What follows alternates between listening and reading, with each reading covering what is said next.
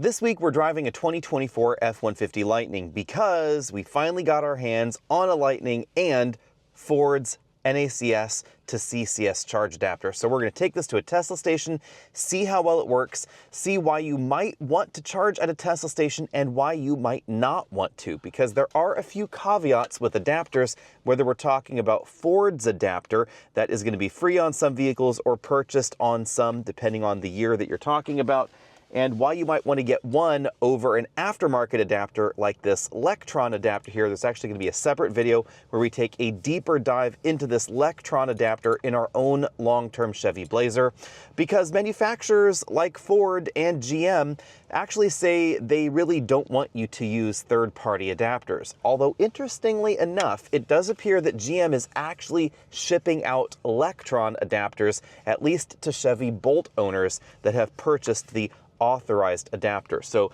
GM is actually using several different vendors for their adapters, whereas Ford is really relying on the Tesla manufactured adapter, which is why this adapter looks so much like the Magic Dock. It basically is. On this side, we have the CCS connector. That's what plugs into the car, of course. On this side, we have the NACS input. We have the latch mechanism right there for the CCS connector. And then over on the face here, that's the release for the NACS connector. Again, CCS on this side, NACS on that side, so two different latch mechanisms. There are some cool third-party adapters out there. I believe it's A to Z that actually have a single button press that connects or disconnects both of the ends. That's kind of a cool touch. Next, let's just do a bit of a sit rep. So we have 16% battery right now at the office, 41 miles of indicated range. I can bet that a lot of people are probably going to want to DC fast charge at this moment. So you have several different ways of finding a charging station. Of course, we have the onboard navigation interface. Let's go ahead and see how that works, what it takes us to. So I do where to there. We can choose chargers down here. And then we can choose, I want the fast chargers only rather than just the all chargers option there. This is going to show us, obviously, Electrify America stations, ARCO stations, etc. But it should also be showing us Tesla stations. There we go. So you can see we do have some Tesla stations showing up here. I'm actually not sure why it's not showing us some of the more available Tesla stations nearby, but we do have the ability to filter. So if I click on this little guy here, we can choose, Ford network. We can choose available in open chargers, etc. This should be showing us the Tesla connections. Yep, there we go, because those are in network for the vehicle. So we can go ahead and choose that one. For instance, that actually happens to be at the Tesla factory up there in Fremont. Sorry for the glare, but because this is in network, you can see Ford network, plug and charge supported there. Connectors, basically CCS 12 of 12 available, pay required, yes, and it gives you the price there. It also gives you a price depending on whether you're using the NACS or CCS connector, because I guess some stations may actually have a bit of a difference. The other logical way to do this is, of course, with the Tesla app on your smartphone. You can choose Find a Charger, and because I have the NACS adapter, we have more chargers available than you would see if you had the selection to Magic Dock, where you could charge any CCS vehicle at a Tesla Supercharger. You can still sort and filter by things. So for instance, right now, I actually have the Blazer EV with the NACS adapter on there. It doesn't really matter because the Ford is open to the same stations as the Blazer is. You can also choose amenities and whether you want fast or slow chargers. It's then going to show you the list. I actually think interacting with the Tesla app is a little bit easier than the Ford app in the system up there, but remember that for trip routing, so for instance, if I wanted to go down to Los Angeles, the onboard Ford app is going to be a lot easier. Here it's going to show, of course, the availability, busy times, location, etc. And speaking of that destination routing, because again, that is one big reason to use the onboard system here, let's just show you how that would work. So for instance, if we were to just type in a destination like Los Angeles, there we go. It is 308 miles away. Obviously, it knows it's not going to make it there on just the 16% battery that we have now. You can see that it's added some charging stops right there. Let's hit the go button. Traffic laws. Then talking to us, we'll go for the details like those two chargers there. It wants us to use, interestingly enough, EVgo and the EV range at the Quality Inn in Kettleman. So the Ford system is going to be directing you to chargers based not on just how fast they can go from 10% to 80%, but also availability and how they have been performing with Ford vehicles in the past. Prior charging performance is certainly one reason that on a longer road trip especially, you might want to use the built-in navigation rather than using some of the smartphone apps for your charging routing, because it's going to know whether or not that station has frequently and especially recently errored out with other Ford EVs. So it's going to take you to the more reliable charging stations, not necessarily the ones that are advertised to be the fastest. Now, thankfully, not only has Ford not canceled CarPlay like we see in GM electric vehicles, they've actually increased the integration with CarPlay. So you can see that CarPlay will now do charge routing. It knows that we're in an F-150 Lightning. It's going to say we need 3 stops, basically the same as the onboard navigation system there. It does seem to be taking us to slightly different stops, so it's kind of your preference. You can see right now it's decided on Electrify America as well. Electrify America stations will generally be a little bit faster as long as they are reliable, and it will show you how long you need to stop at each of those EA stations in order to complete your trip. I did select the Tesla Supercharger network here, which is an option in the CarPlay routing. However, it says preferred network not available. I'm not entirely clear why. I think there's some interoperability issue currently with CarPlay and the Supercharger network, probably for station availability. But as you can see, 3 stops there. It also warns you here your preferred network is not available, and you just go ahead and hit the go button. It's then going to show you your percentage charge on arrival. While we're here, I should also mention that if you want to do charge routing on your phone while you're not connected to the car, you can do that as well. So we'll go ahead and end that route there. Let's get directions to somewhere completely different. I'll go ahead and put this down here so you can actually see what I'm doing. We'll say, I don't know, the Hertz rental car place at the Denver airport where I was recently. So it knows that we're in the F-150 Lightning, it knows the state of charge last time it was connected, and it's going to plan that route right there with charging. Even though you're not inside the vehicle, you can then plug in and just follow that route along. Enough talking, let's get to charging. All right, we're here at the Tesla Supercharger station. Let's start with the basics. You've probably heard this before, but yep, you do have to kind of park like an asshole. And that's because Tesla Supercharger stations have significantly shorter cords than most CCS stations. Now, this is of course going to depend on the Tesla Supercharger station you are going to, because this is one of the newer V4 stations, and that means we do have a slightly longer cord. So we're going to see how this actually stacks up. You can tell this is one of the newer stations because we have the little tiny LCD screen right over there, and we have a slightly different cabinet, of course, with that notably longer cord. So that means I am going to give it a whirl here, parking a little bit less like an asshole. Let's just hop in and go ahead and do that, and we'll see if the V4 charge cord solves the problem. Let's make sure we're centered in our parking spot here. So let's again pull forward there. I also appreciate the way that Tesla has decided to relocate some of the charging stalls. We'll still stick a little bit close to the right side of the charging location. Go ahead and grab our adapter here. Now, if we go over there to those charger stalls, you'll notice that they're positioned a little bit differently than the V3 charging stalls to help support, again, some of these other vehicles that you might want to charge. Charge door, it's right over here, of course, in the front quarter panel. We are not that close to this. Let's go ahead and see how this goes. We will grab the connector, see if I can do this with the camera in one hand. There's the connector. You just pop that right on the end of the adapter. It's latched into place. And then, of course, we just shove the whole thing into the car right like that.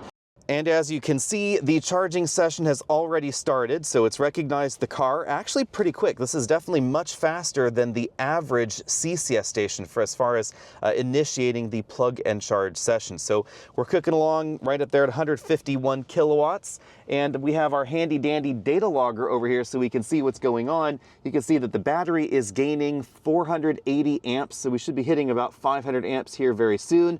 500 amps is the theoretical limit of the connector. The next question I had, of course, was, sure, you can deliver 500 amps through that puppy, but how long can you do it for? Because some of the third-party adapters have a pretty strict measure there.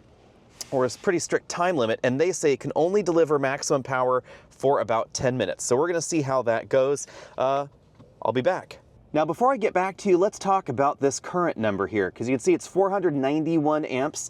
Most likely, the station is delivering 500 amps. But remember, there is going to be a little bit of loss between the time that it leaves the station at its 500 amp maximum and what actually gets to the battery right there. So the vehicle is consuming some power with the air conditioning, of course, etc. I can turn that off in the cabin. We may get a slightly better charge into the battery, but this is what's going into the battery, not what's going into the vehicle and not what is leaving the station. So remember, there are some discrepancies there, and of course the Lightning is actively cooling the battery. There's been a lot of talk about cables and connector overheating, so let's just briefly take a look at that. I have my handy dandy IR thermometer here. You can see it's a little bit hard to see, but the sheet metal on the car is right around 20.5 degrees Celsius.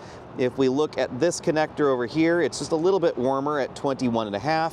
The Tesla connector here, 21.3 degrees Celsius, so not too hot now. We'll take a look at this after about 10 minutes and see how things go. All right, it's now been about 10 minutes. You can see we have a 41% state of charge there. I'm just busy doing some editing here while I'm parked.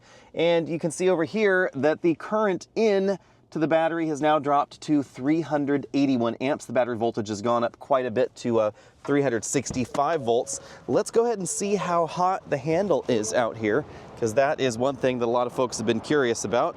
Let's just test the Tesla handle. We're up at 24 degrees Celsius right there. A little bit difficult to see there, 23.9, 24 degrees Celsius. Over here, the adapter is definitely warmer. Remember that the handle here is liquid cooled. The cable and part of the handle is liquid cooled, but the contactors on board the vehicle and this adapter, those are not liquid cooled. So over here, we have about 27.5 to 28 degrees Celsius, somewhere around there. So definitely a few degrees warmer than the handle temperature, depending on the location of the handle temperature. Again, running around 23 degrees Celsius. Not really a big problem. To the touch, let's see, it doesn't actually feel warm to the touch at all. Now on the inside, those conductors, those are definitely getting a bit toastier. Now keep in mind, again, it's a pretty cool day out here. So even in the sun, the surface of the vehicle, it's really quite cool. It's been about 5 more minutes and it's a bit difficult to see on the screen, but you can see we're charging at around 133 kilowatts. You can see we're at 9:35 a.m. Over here, 132 kilowatts is actually going into the battery, so the remainder is being consumed by the cooling, and it's not doing a lot of cooling, to be honest. So 132 kilowatts, only about 1,000 watts or so is being consumed by the air conditioning. You can see the high voltage battery temperature right there, 96.8 degrees Fahrenheit, and we're putting about 360 amps into the battery. Now this basically matches the charging curve that we expect to see in the Lightning, because once the Lightning hits about 50% state of charge, it's going to start dropping actually even more here. It should be averaging about 130 to 120 kilowatts for the next 20 or 30% of the battery. So the limit of 500 amps for only about 10 minutes doesn't truly seem to be a problem, because by the time 10 minutes is over, this battery is already in a position where it doesn't actually need any higher current to charge properly. We're at about 50% state of charge. That's all I need for today. So we're actually going to unplug the vehicle now, see how that process works. Now to stop the charge, you can do this sort of 2 ways. You can hit the button on the handle, on the Tesla handle, because it is a smart connector, or you can hit the button on the car. That's going to unlock the adapter completely. You can then pull that right off the car. Then you have to then struggle to try and get the connector off. I'll see if I can do this by putting the camera on the tripod here. You actually have to pull this little tab down here, which I find awkward, and then wiggle the Tesla connector off of there. Then if you put that connector down, then you just have to dance around, bring the cable over here to its little dock slot. That's a handy touch. Let's take a look at this connector right as we've taken it off the vehicle, and we'll go ahead and measure those pins, see how hot the pins are actually getting while charging. So let's go ahead and prop this here. We'll take a peek, see if we can get this accurately here. So one pin is about 36, 37 degrees Celsius, somewhere around there on one side. So definitely not exactly cool. Let's see on the CCS side, this is a little bit hotter, about 50, 52 degrees Celsius, if you can see it right there, if I can actually get these aligned, 54, 55 degrees Celsius. It's a little bit difficult to get this IR thermometer to actually read the inner dimensions of the pin. But basically, yeah, a little over 100 degrees Fahrenheit, obviously. You know, there's a reasonable amount of resistance, but the case does not feel hot to the touch. The only part that does is actually around the interface for the CCS. This feels about 30, 40 degrees Celsius there. And also the parts around the NACS inlet there, those also get warm. Now, while we're here, we should talk about some of these third-party connectors, like this Lectron adapter.